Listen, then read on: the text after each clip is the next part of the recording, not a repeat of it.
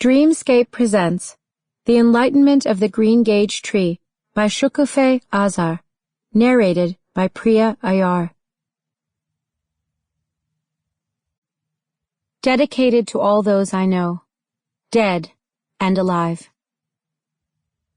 I would like to thank my father for teaching me to fly in the sky of literature freely.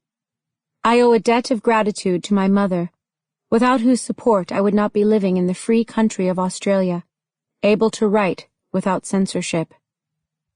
I am profoundly grateful to the Australian people for accepting me into this safe and democratic country, where I have the freedom to write this book, a liberty denied me in my homeland of Iran.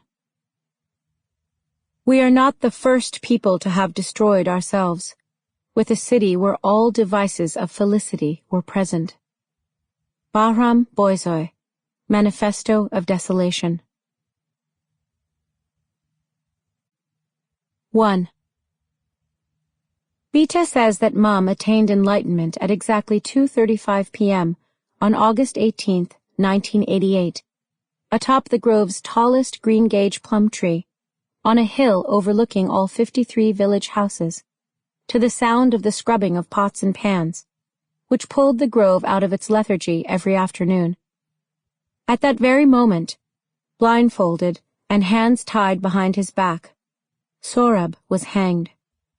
He was hanged without trial, and unaware he would be buried en masse with hundreds of other political prisoners early the next morning, in a long pit in the desert south of Tehran, without any indication or marker, lest years later a relative would come and tap a pebble on a headstone and murmur, "There is no God but God."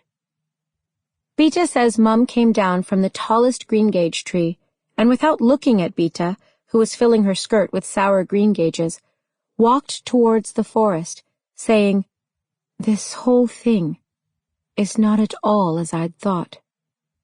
Beta wanted Mum to explain, but Mum, as though mesmerized like someone with forest fever, what I call forest melancholia, walked with a steady step and hollow gaze into the forest to climb up the tallest oak, where she sat on its highest bough for 3 days and 3 nights in the sun, rain, moonlight, and fog, looking with bewilderment at the life she was seeing for the first time. Just as Mum reached the highest branch, perched to view her own life, the complex lives of family both distant and near, the events of that big 5-bedroom house in that 5-hectare grove, Razan. Sample complete. Ready to continue?